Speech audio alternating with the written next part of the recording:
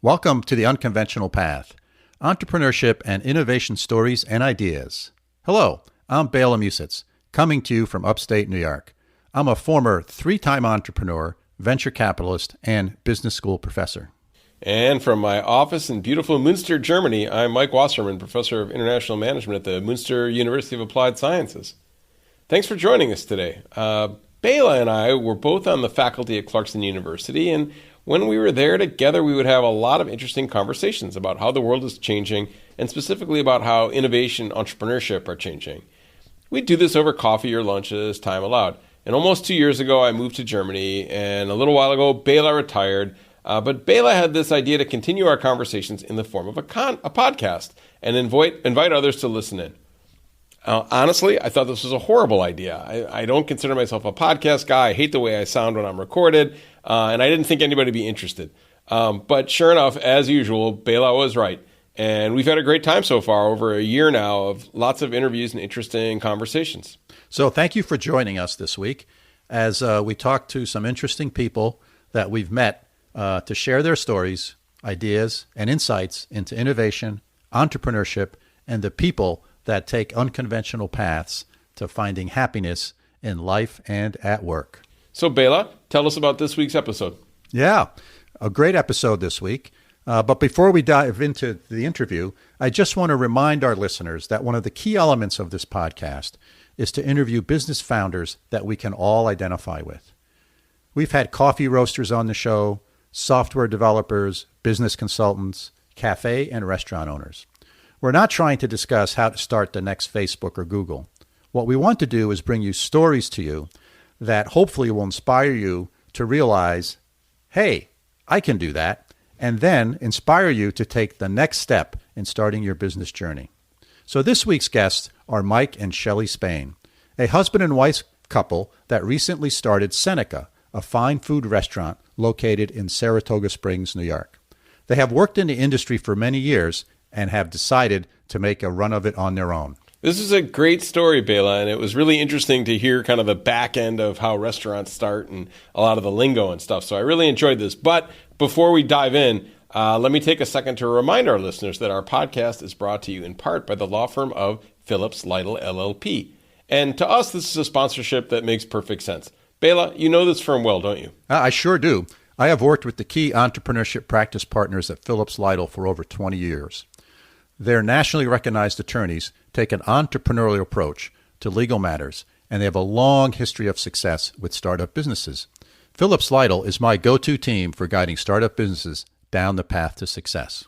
Yeah, you and I are truly excited to have Phillips Lytle as our show sponsor. We both know that they think like entrepreneurs, bring a pragmatic approach to getting things done and spotting issues before they become problems.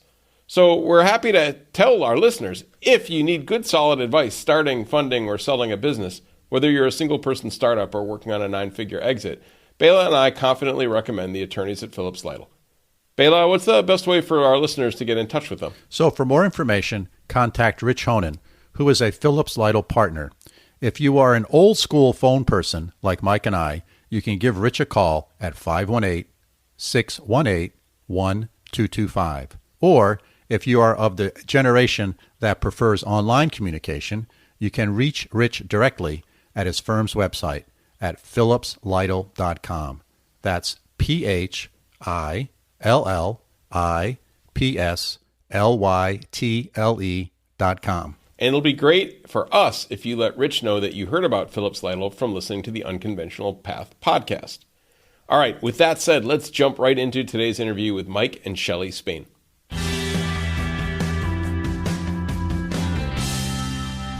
Hello, listeners. Today I'm here with Mike and Shelley Spain. They are founders of Seneca, a restaurant located here in Saratoga Springs. So, Mike and Shelley, when you're at a social event, and let me direct this one to you, Shelley. Okay. If you're at a social event and someone comes up to you and they introduce themselves to you and they ask you, so what do you do? How do you answer that question? Well, I usually always say I cook for a living. It's been for the last about 13 years I've been cooking. And then most recently, now I get to say that I am now a chef owner of a restaurant. Oh, okay, excellent. Great response. So you guys are both chefs? Both chefs. Trained as chefs at a particular place, or? We both graduated from the Culinary Institute in Hyde Park, New York. CIA. Yes. The other CIA. Yes. Yeah, I know right where that is because I grew up in Wappingers Falls. Oh, there you go. So I can remember. Actually, home of the closest wood-fired grill to Saratoga Springs. Oh, is that right? Wappingers Falls is? Yeah. That's right. I didn't know that. But I can remember going to the CIA because they used to do like a Sunday lunch or brunch or something, and it was really low cost. This was in the 80s, I think. And it was really low cost, and the food was great, and it was wonderful. And so what made you guys decide to go there? Well, I met Mike in 2009 when we were working at the Elms. 2008. I'm sorry, in 2008. When we were working at the Elms in Ridgefield, Connecticut, under Chef Brendan Walsh, who's now a dean at the CIA. But between him and my chef, who graduated from the Culinary Institute, they both kind of encouraged me. I was going to go to Johnson & Wales, and they both encouraged me to go to the Culinary Institute. Oh, nice. So you were working in the restaurant business. Yes. And then decided to go to further, culinary. Yeah, further my education. Yeah. And how about you, Mike? For me, I grew up in Bristol, New Hampshire, and for me it was out of necessity. I needed a job. My mom referenced me to a restaurant up the street to be a dishwasher. The Cliff Lodge, no longer available, or no longer open. I started as a dishwasher, kind of moved my way up, and it was kind of, for me, it was, I wanted to move my way up because I didn't want to wash dishes anymore, and I made salads, appetizers, didn't want to do that anymore. I wanted to work the line, and the line cooks were very intriguing to watch, and it's, for me, like the kitchen it's very competitive, and you're always trying to work your way to be better in the kitchen. And I was in college. I set out for criminal justice. My end goal was to be a lawyer, and it just kind of, the culinary industry consumed me, and I thought, well, if I'm going to career change, and if I'm going to convince my parents to support my career change, why not go to one of the best schools in America? So that was my decision. Excellent. And so after you guys graduated from Culinary Institute of America, what was the next step? My next step was, so while I was in school, that's where I met Brendan Walsh, and Shelley was in Connecticut, and I took the job there right when I left school, and I think I worked there for about 2 years. And I think I kind of just felt like I was ready for the next step, and I helped open a dinner scene in York, Maine, and I kind of did my own thing and worked there for a little while. So I kind of worked where I was working when I was in school, and that's how I met Shelley. Yeah. So when you graduate from the CIA, and I know nothing about the food industry, so if it's a dumb question, I apologize. But when you graduate from there, what's your typical first job? Usually you end up going to be a line cook. So they have a program, it's called externship, and what they do is, it's very unique in the sense that halfway through your degree, for 6 months, I believe, they make you go get a job in a kitchen to see what it actually will entail day in and day out, and make sure it's something you really want to do. So usually after graduating, you either become like lead line cook, or sometimes you find like a sous chef, like a junior sous chef job or something of that nature. Okay, so help our listeners sort of understand the terminology of the restaurant business. So a line cook does what? I think with any career, and same with culinary, it's an entry level position, and you're kind of just getting your foot in the door. Okay. For culinary, and I would say for any listener that wants to be in this industry, is find an area you love and find a restaurant you like, and then just get your foot in the door. Doesn't matter what it is. Yeah. Because if you believe in yourself, then you're going to work your way up, and you're going to learn a lot, and maybe you stay there, or maybe you learn as much as you can and you move on. Sure. And so if I'm a line cook, cooking steaks, deep frying French fries. I mean, what am I doing? Usually, you're responsible for your station. You could be working grills, saute. Garde manger is usually like cold food. Okay. salads. I mean, you could be the fry guy who, you're frying French fries Okay. and chicken wings. So you have sort of a station, and you're responsible for that. Mm-hmm. And then when the orders come in, you got to do something. That's right. You do it. do You're it, yeah. responsible for your dishes. For that piece of the dish, right? Because sometimes a dish may be several different. That's right. Yeah. Could Okay. come from multiple stations. Okay, and then so what does a sous chef do? So a sous chef would be like the second in command.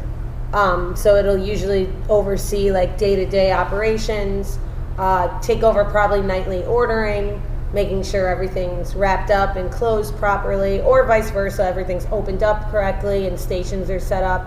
So Okay. it's the second-hand man to either your executive chef or owner, chef owner, depending on how the system is. Okay, and so how long ago did you guys decide we want to open up our own place together?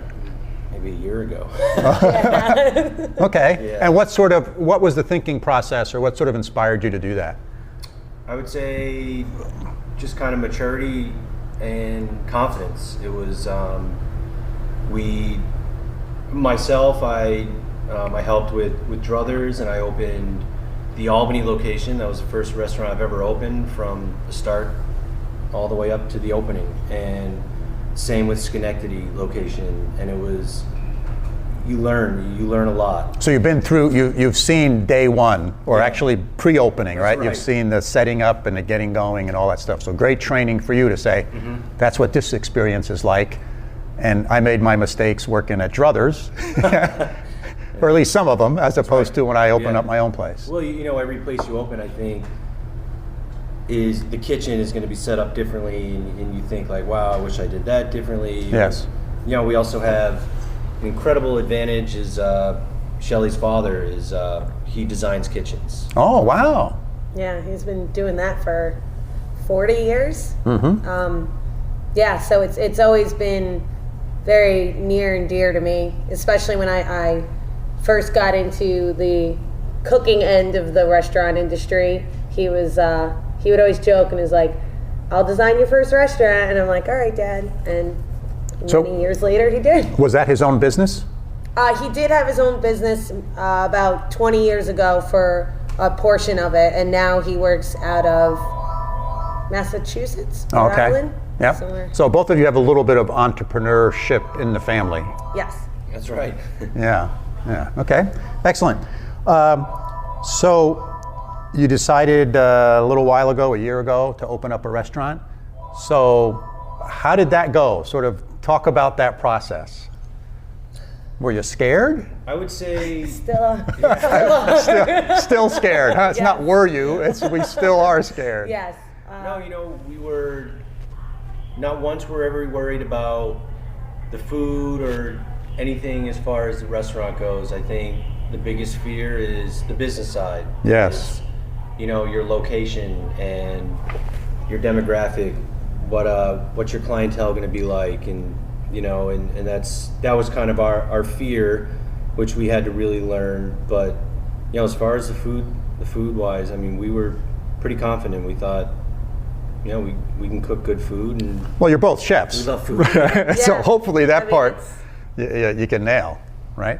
So let me ask a question. When at the CIA, do they give you any education or training about business, how to open your own restaurant, sort of what the economics look like?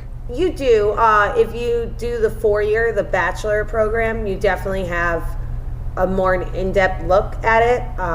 But we both just went for our associates, and they do give you there's a menu development is one of the classes that you take, and it's essentially you creating your own restaurant, and it starts with the demographic, what you're going to serve, and goes all the way up. So it definitely gives you like a starter package, like Yes. an in-depth look of opening up a restaurant. And actually in 2009, when Spain was at the Culinary Institute, he created Seneca. So Oh, okay. about 10 years ago. That was a class project. Oh, really? I named a Yeah. restaurant Seneca at the CIA Oh, 10 years ago. oh wow, isn't that great? So we've mentioned Druthers a couple times. Previous episode, I interviewed Chris Martel, one of the founders of Druthers. And Chris and Brian were students in my entrepreneurship class. and their business plan was druthers. That's great. so. Yeah, that's it was like awesome. 9 years ago or something.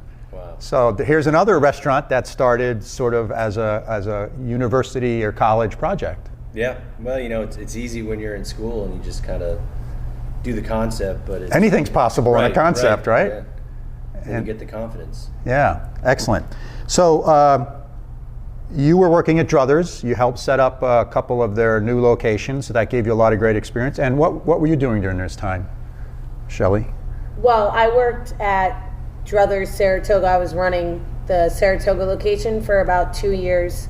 When I first moved up here, I worked at Saratoga National Prime. Yes. For about 3 years. I was Okay. there. So I've been just cooking. Yeah, but you said you were running. I was, yes. So when You're I doing left, more than cooking. Yeah. When I left National, I ended up running the Saratoga kitchen. Yeah. So here again, you're getting some good business experience, right? And it's not just about cooking. Cooking is one element of the restaurant business. There's a lot of other things that are really, really important. I always say one of the hardest elements Is people. with management Yeah. is dealing with people. Yeah. And it's one of the most unknown elements coming into the day. You don't know what kind of mood people are in, your employees, are they showing up?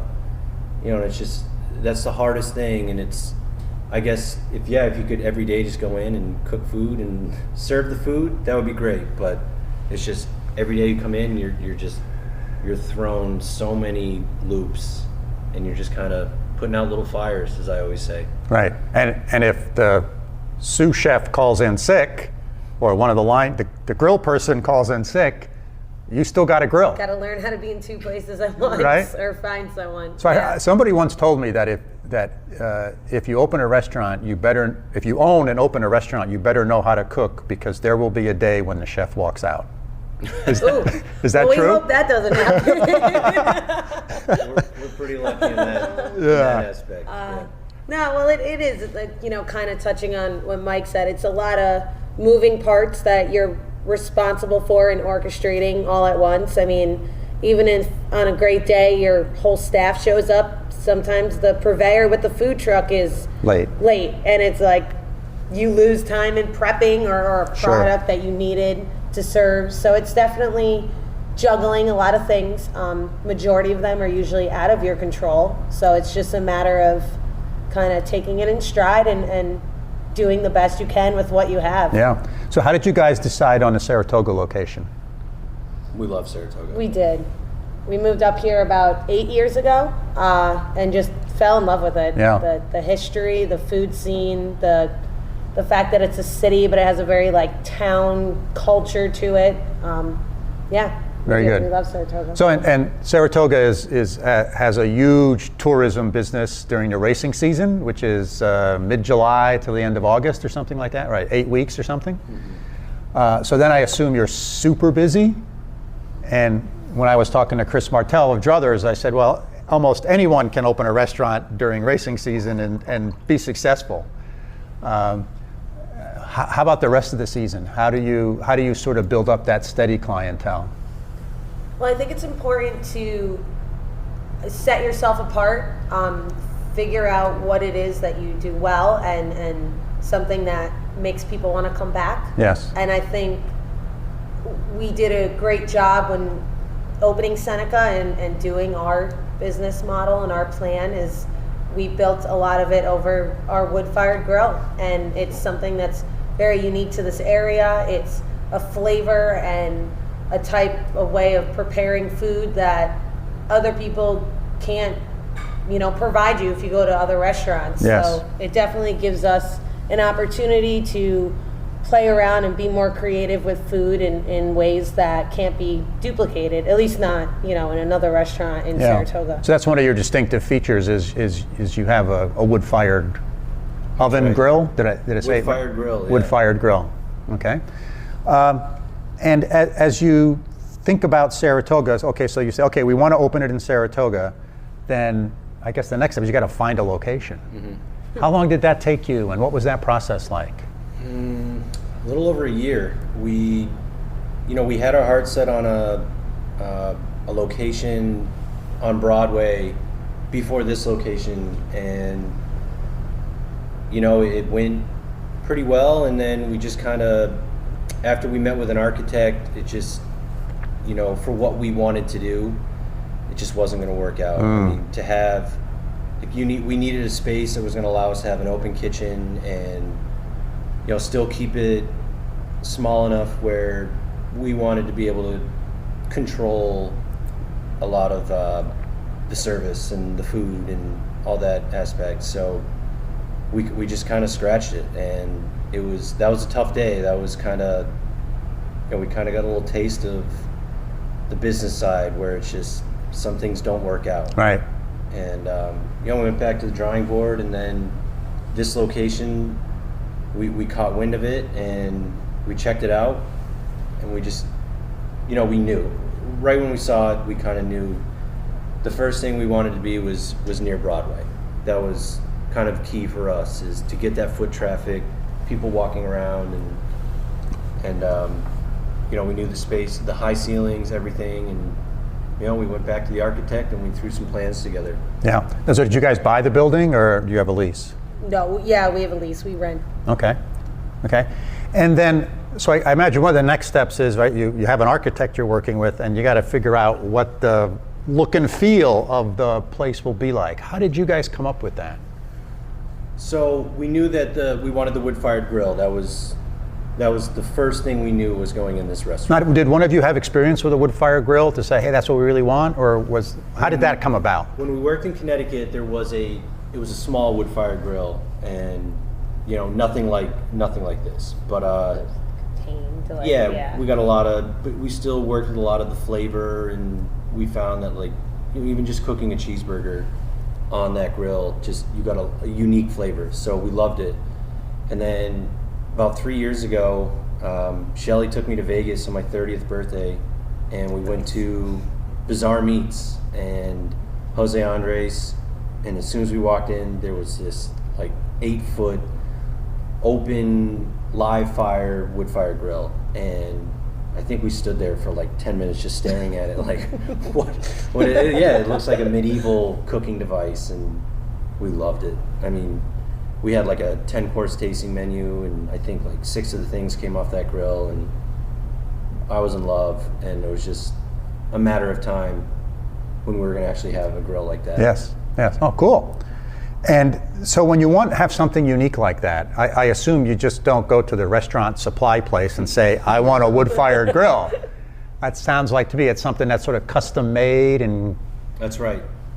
So the company's Grillworks, one of the big challenges we found was a lot of these live fire grills, a lot of them aren't NSF certified. So they're not for a commercial cooking application. And Grillworks is, a lot of these celebrity chefs now are using them, and that's kind of how we got to know them, and the Jose Andres grill. So, I started calling them, and we started just kind of working out what we could do, and we actually found out that the one we have, it's a XO72 series, where you build the hearth and then you place the grill into the hearth.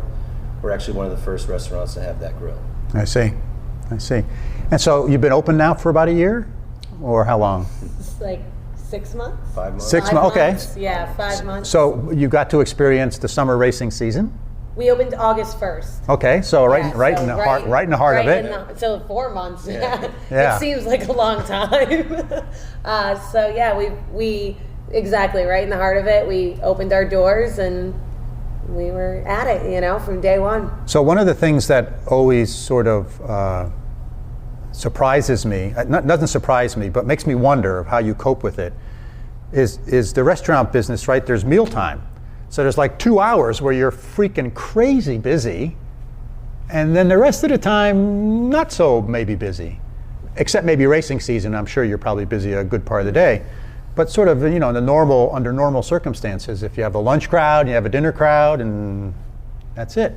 So how do you, when it comes to staffing, right? So how can you staff that type of peaks and valleys that you have in the restaurant business? Well, everyone definitely loves to eat between 6 and 8 o'clock. I won't say. Whenever I answer the phone, everyone wants to make a reservation at that time. So it's definitely always a challenge for us to, how I look at it is I want to always offer something, a product, an atmosphere, a drink, whatever it may be, that really gets a customer, like they want to come here that bad that, all right, you have 5:30 available, I'll take 5:30, or you have 8:30 available, I'll take it. So we're only open for dinners. Okay. And we are closed Sunday night, Monday and Tuesday night. We do Sunday brunch.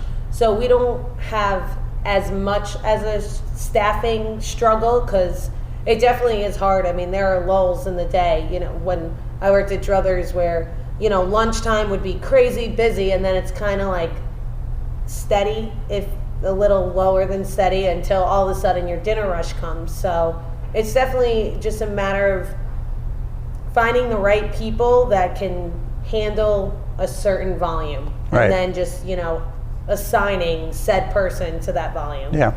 So let's talk about finding the right people. So the two of you own this restaurant, right? You're partners in all meanings of the word. And so how do you decide how to hire a line cook, or how do you hire a wait staff? What's your process for that? What do you look for? We hire people. We don't hire employees. Skill is great, but passion is better. You want to find people that want to be here, that want to better themselves, and maybe one day after maybe a year or two, we're going to move on to something either better, or maybe hopefully open their own thing. And that's kind of one thing that always stuck in my mind was when I interviewed at the restaurant in Connecticut. I sat down with Chef Brennan Walsh, and I think we talked for 45 minutes, and I realized he didn't ask me one question about cooking, because I don't think he cared at that time, can I cook? I think he was like, are you a good person? Do I want you in my kitchen? And that's kind of, I've always used that philosophy, and that's kind of what we did here. Was we hired people that are passionate about cooking. Like, this is their life, this is their job, and they want to be here, they want to be better. And kind of once you do that, it makes it easier. Yeah, it's interesting you bring that up because of the 60 or so podcasts I've done. That's been a common theme from business owners is they hire people for attitude, because they figure if they have the right attitude, we can train them to fit within the organization, or to do the types of things we want to do. That's a better way of saying it, right? But if they don't have the right attitude, game over. That. Yeah, right. exactly. Game over. And what's your turnover rate like? Is it? I don't. Maybe you haven't been open long enough to experience that. Yeah. It's so far in the kitchen, we've had no turnover. And, yeah. It's very low. That's a good sign. Yeah. And how about now that we're out of the busy season, the real busy season? How's business been for you guys? It's been great. Yeah. It's been steady. So when people talk about Seneca in Saratoga, what do you think they say about the restaurant? Or what do you hope that they say about the restaurant? What a lot of people tell me is, man, I'm always trying to get a reservation for that place. That's usually what I hear a lot. Great food. Yeah. Beautiful atmosphere. Great cocktails. Yeah. So how do you guys market the restaurant? What do you guys do? Social media has been pretty incredible, because we did have a couple local papers do a story. A new restaurant opens in town. Yeah, so we definitely had like the Saratogian, the Times Union, the Albany Business Journal, I believe, was another one. So we had some recognition and a couple stories through that, but we kind of just opened our doors August 1st and made a Facebook page and word of mouth. Yeah. The strongest form of marketing is word of mouth. It might take a little longer to get to where you want to be, but I think it's a more concrete strategy once you're there. Yes.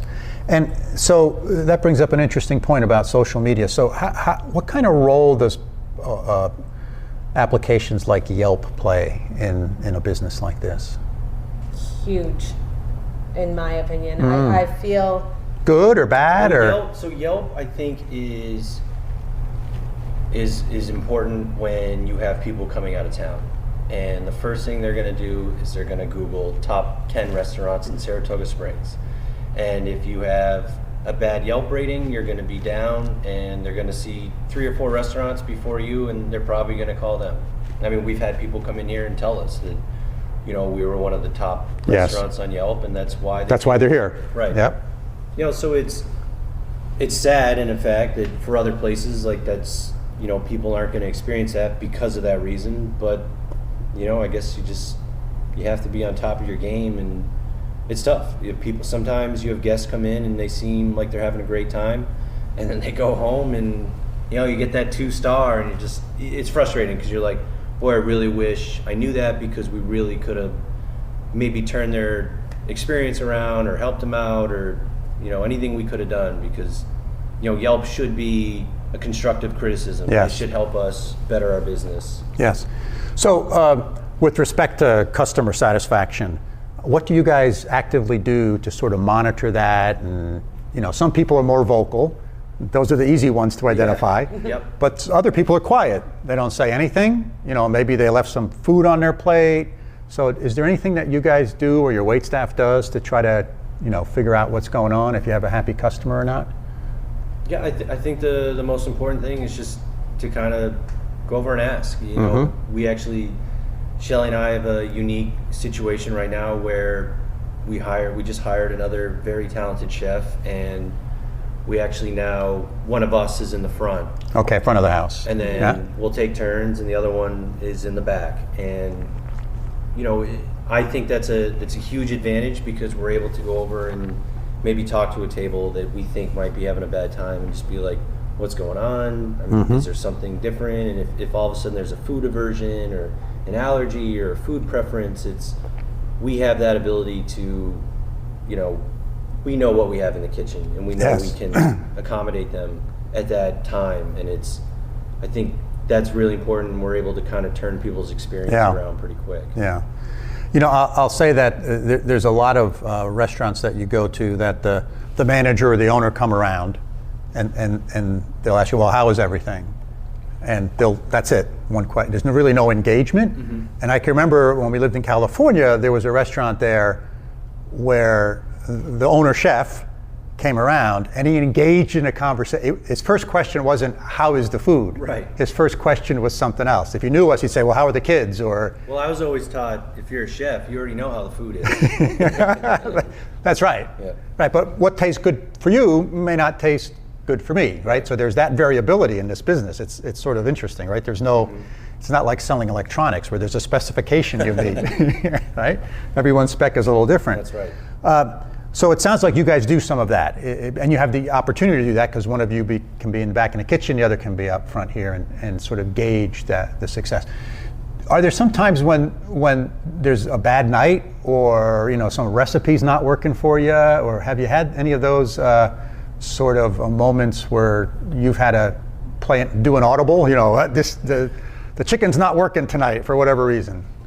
Yeah, we've actually had some dishes where I think the first one went out and we didn't love it. Yeah. And that was it. We took it right off. Okay. It's just, we're not gonna, let's just push it out tonight and we'll work on it tomorrow. Like, no, if we're not happy with it, that's not going out to the dining room. Yeah. Well, it's important, I think, for me in Spain and for everyone else in the staff. A lot of people that come in here, this is their first time eating here. So if we were to, like he said, there's been times where we made a dish and it just didn't come out exactly what we wanted. The worst thing we could do is be like, all right, well, we'll sell these 10 portions and then start over tomorrow. It's like, well, those 9-10 people that got that dish is not getting the 100, the experience of Seneca, not getting the 100%. Right. So it would be really unfair to us and unfair to our customers if that was the mindset that we took. Yeah. So Excellent point.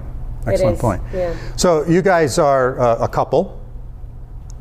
So what's it like starting a business as a couple, right? And you're like together all day long, all night long. You work together. Does people romanticize about that? And so what are some of the good things about that, and what are some of the challenges that you've encountered? You know, boy, she looked right at for Mike. You're going first. You know, it's funny, we've been working together for over 10 years now, and you want to talk about putting your relationship to the test. You're in a kitchen and it's stressful. With sharp things. That's right. And sharp and hot things. You know, they're long hours, it's hot, you're tired, and you know, any little thing can set you off. And you know, we've had days where it's just like, all right, we're not talking to each other for a little bit, and then we've had great days. And you know, I think the best thing for me and the thing I love is, I mean, Shelley reads my mind. She knows what I'm thinking, she knows what I'm going to do, and that's why we work so well together. And you know, trust, like, you know, go ask any chef and sous chef combo in the world, or any business partners, like, what's the biggest thing you probably want? It's trust. Yeah. You know, you want to be able to trust your business partner, and you know, there's nobody else I trust more than her, so that's probably the best thing about working together. Yeah, I mean, I would definitely agree. I get that question a lot when I'm like on the floor and they're like, how do you work with your husband? Like, how did you? And I think one of the biggest things for me is when I first met Spain, we were working together as line cooks, and then he ended up running the restaurant and I was still a line cook. And one of the things I love is that he's very passionate, and he's always like never going to ask someone to do something that he won't do himself, and you know, leading by example. And it's always been very inspiring to be around. So we had that foundation, if you will, that base first of just coworkers, and then essentially a chef to a line cook, and then, you know, eventually it turned romantic, right. And now we're here. But it's always really important because we built that trust and that foundation with each other, and then from there it was just a matter of building. I mean, like you said, there are some days where we're like, nope, you go to that way, I'll go this way. Like, we don't always see eye to eye. I mean, I think we're pretty similar in our cooking techniques and our approaches, but definitely not always. You know, I'll look at him or he'll look at me and be like, why? You know, like, that doesn't make sense. But for the most part, we have that respect. So yeah. At the end of the day, it's really easy, because even if we don't agree, there's never going to be a boundary or a line crossed because of that respect. Yeah, that's great response. So you've been at this now at Seneca here for a number of months. Sort of, what's the biggest surprise that you have had since you decided to open the restaurant up to now? What's been the biggest sort of, holy crap, we didn't expect that, good or bad? I would say people. People always amaze me every day. I feel like, oh, I'm starting to get a handle on people, and especially the front of the house aspect. I mean, in culinary school, I waited tables and bartended to get money, but I never made it like a career thing. It was more a survival aspect. So being out here for the last couple of months and engaging with like customers and really seeing, I would say my holy crap is people. Because like some people, I'm like, I get you. Like, I know exactly what you're looking for. And then there's other people where I'm like, I don't even know where to begin. Like, I don't know how to, not even that they're necessarily having a bad time. Like, if they're looking for a certain type of wine, or if they're looking at, I'm just like, let me go find someone else that can help you. Yeah. So that would be my answer, people. Yeah, I would go with our clientele. I would say I knew we were going to have a good clientele, and you know, our goal was for people to come in here and have a good time. But you know, I would say for the most part, we have people come in here and they're fun. I mean, I love I didn't think I would love at first being in the front, because I've never done that, and it really is fun sometimes to just talk to tables that they're just as passionate about food as I am, but they're, you know, they just love to eat the food, and you know, that's good. That's why we're here. Yeah. We want more people like that. That's what we need. Perfect. So I'm going to try to wrap this up. We've been going at it for a while here. If I'm a listener to this podcast and inspired by the two of you, and I go to my significant other and I say, you know what, we should open a restaurant or just open a business together. Let's say restaurant. What would your top 2 or 3 words of advice be for them, to them? I would say set your goal. Have success be measurable.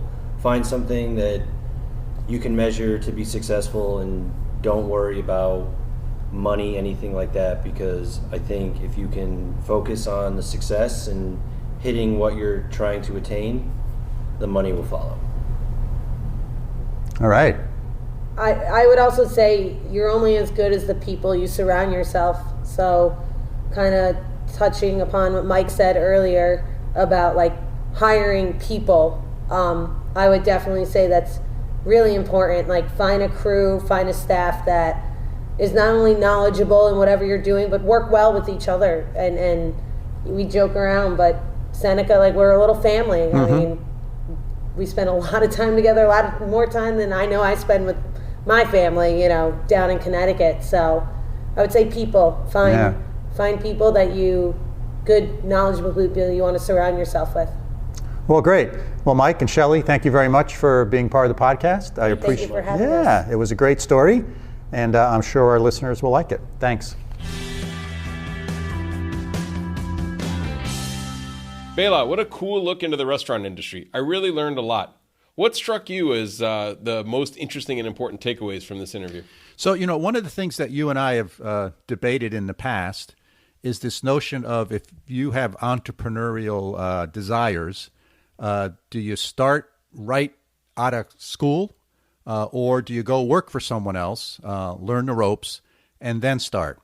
And so here's an example where Mike and Shelley worked in the restaurant industry. They both went to the Culinary Institute of America, which is a chef school, and a very well-known one. And then they worked at a restaurant called Druthers. Actually, Chris Martell, the founder of Druthers, was a guest on the podcast a few episodes ago. So you can listen to that one as well. And one of the things that Mike did for them was he actually opened 2 of their restaurants. So Mike really learned the ropes at starting a restaurant, finding space, ordering equipment, hiring new staff, etc. So I think he leveraged that into some great confidence for himself to say, hey, I can do that. And then I think they decided to open Seneca, which is the name of their restaurant. Very different than Druthers. It's a fine food restaurant. Seneca is a fine food restaurant, where Druthers is more of a micro pub, brew pub type of place. So I think some really interesting lessons here, and it was a great demonstration that getting some hands-on skills does well for you, and for you to get those skills sort of before you plunge into it on your own.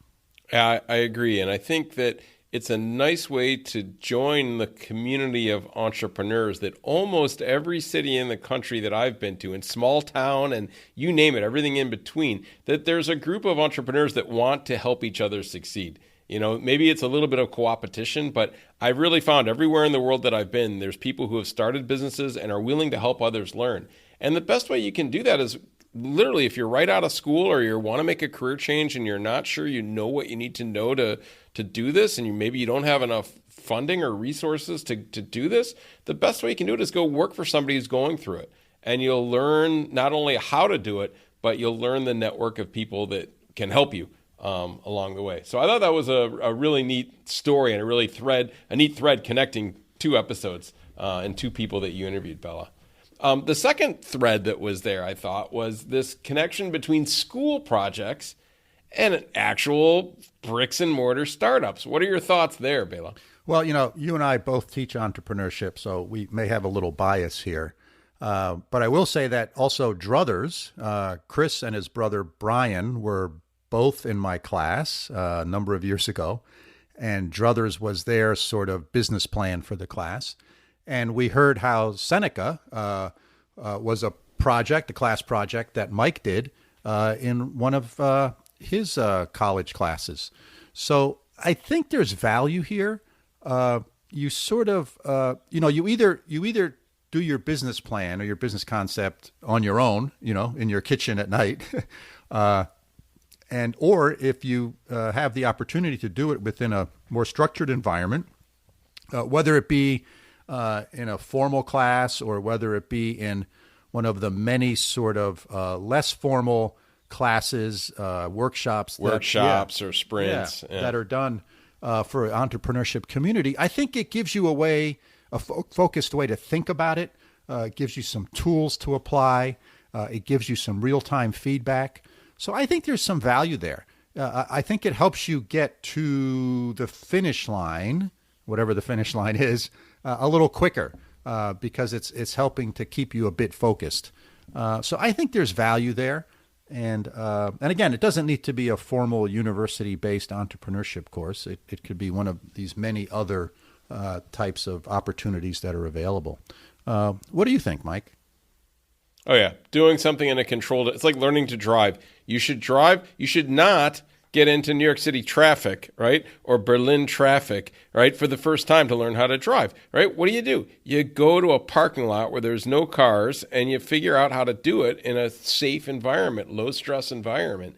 And I think that, developing a business concept is exactly the same way, that you need to do it in an environment that's kind of safe, that, again, like you mentioned, getting feedback, learning how to use tools. Entrepreneurship is by its nature an iterative process full of pivots and changes. If you can do some of that before there's money at stake, it's well to your advantage. And I think it also trains your mind to think. When I say think entrepreneurially, it's kind of trite, but think in terms of looking at opportunities and looking at competition and looking at how you can be unique or differentiate, looking at your costs, looking at your pricing models, and all these things in a more systematic way that you're going to have to deal with. And if you're dealing with it in the chaos of buying a building, installing a kitchen, or whatever it is, the equipment that you're doing, trying to retain your human capital, trying to find customers, it's very hard to do all those things well at the same time. I even know a couple of my colleagues who are talking at universities where they're talking about, or have done, all students, no matter what you're studying, what field you're in, all students must take a class in entrepreneurial thinking, because they want everybody, whether you're in medical school or an engineer or a historian, to think entrepreneurially, to think about the opportunities that are out there, to think about the resources that you have, to think about opportunities and think about ways that you can make things happen. So I think, again, building off this, and like you said, we're biased, but I think that, when done right, and I think there's a lot of bad, like anything else in this world, there's a lot of bad entrepreneurship classes and bad seminars, and you can waste money on things if you're not careful and get good references and do your due diligence. But I think there's a definite place in the world for good entrepreneurial education, no matter where that's at. And I think these two people that you talked with were great examples of. Yeah, as you were saying that, Mike, it got me to thinking a little bit about how oftentimes education, the further along you go, you're getting narrower and narrower and narrower. You're getting to be an expert in one particular topic, microbiology or some other topic. And I think one of the interesting things about both the MBA degree and entrepreneurship courses is that they tend to be much more broadening. They're the courses that I've taken and have experienced where we say, oh my gosh, I didn't think of that, right? I didn't know I had to worry about that. I didn't realize that was something that I'm going to have to deal with if I start a business. So I think that's one of the benefits of these workshops and these courses is they tend to be focused, but at the same time broadening. And they're valuable whether you want to start a business or whether you work at an existing corporation or a large corporation. They're going to give you a set of skills that will get you to look at things slightly differently than maybe you've looked at them in the past. And I think that's why there are some colleges and universities that are sort of making at least one entrepreneurship course part of their core curriculum. And it's really about thinking and looking at problems differently It's about opportunity recognition. It's about management of resources and skills. So it's a broad spectrum of skills that you can develop. Agreed. So what do you think? Should we wrap this up? Sounds good to me, Mike. All right. Well, listeners, once again, you've spent another 45 minutes or so with us. We hope that you enjoyed this podcasting adventure, and we hope that you found it interesting and thought-provoking. As usual, we have a few small requests. First is if you have questions or opinions about what we've discussed, suggestions about future topics or potential guests, please do get in touch with us. The best way to reach us is by email, bela.and.mike at gmail.com. And secondly, if you like what we're doing, hit subscribe or like or whatever button it is on your podcast app that says, yeah, this is pretty cool and worth my time. It helps us. And if you really want to be radical and you want to write a short 2-sentence review, that's great. And then, of course, if you know others that might find us interesting, please share us with them. So that's it for this week. Thank you for spending time with us. We look forward to having you join us for our next episode. Signing off from upstate New York. See you next week, Mike. Sounds great, Bela. And from over here on the other side of the ocean in Münster, Germany, have a great week. This podcast is produced for Mike and I by our friends at Busy Media of Schenectady, New York. They can be found at busymedia.co.